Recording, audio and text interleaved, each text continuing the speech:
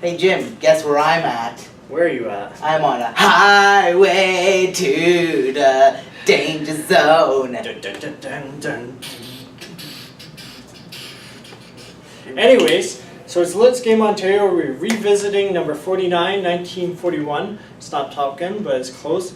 Very intense game. Explosions everywhere. Bullets flying. Oh, it's the atypical top-down shooter. I'm gonna say it's the A-team. No, but this shooter, I think I've played a lot of shooters in my game span, and anyways, this one's very intense. The graphics are great. It's sort of the golden age, I think, of shooters. You know, top-down shooters. And it's not a long game. I think we beat it back whenever that was, 150 weeks almost ago. Yeah. And it only takes 45 minutes to beat, but I didn't think it was too bad on the coins, because the other day I wanted to play it, and I tried out I wanted to remember what was this game like when we played it. And very intense, a lot of fun.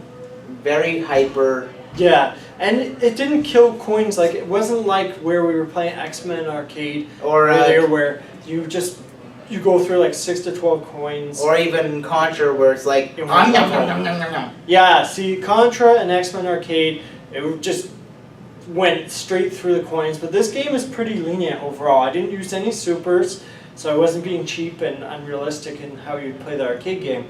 So this one's pretty balanced. I think we calculated we only used like 12 coins or 15 coins back when we played it, when this game was week 46.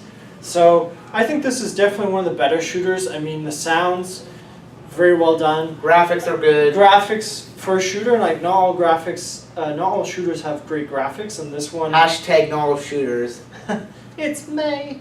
But anyways, this game I can highly recommend. I think it's one of the best shooters easily ever made, just in terms of the sound, music, the intensity.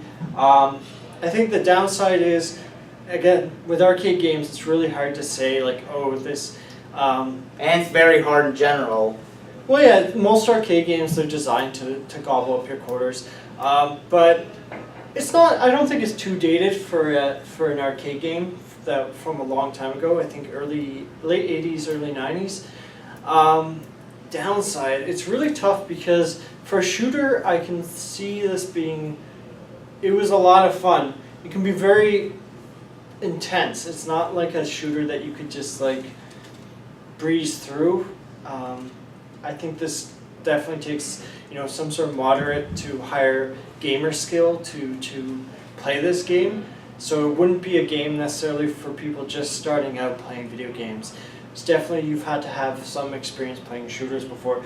That's really the only thing I can say the downside of this. I mean, it's got the sound and graphics of its time, so it's not going to blow you away, but in terms of just entertainment and gameplay, I think it's definitely one of the better shooters. So I don't know if you have any... I don't really have anything to say. I really like the fast pace and the shooting and all that.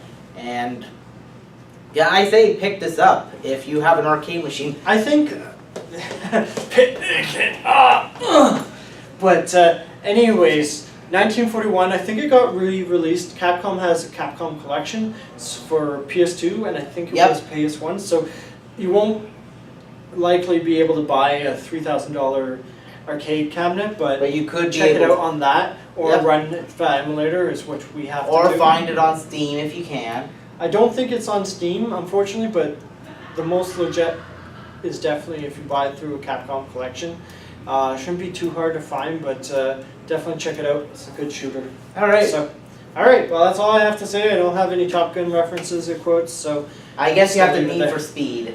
I have the need to speed today to help do as many recordings as possible. So, alright guys, keep on gaming, check it out. See you later. Adios.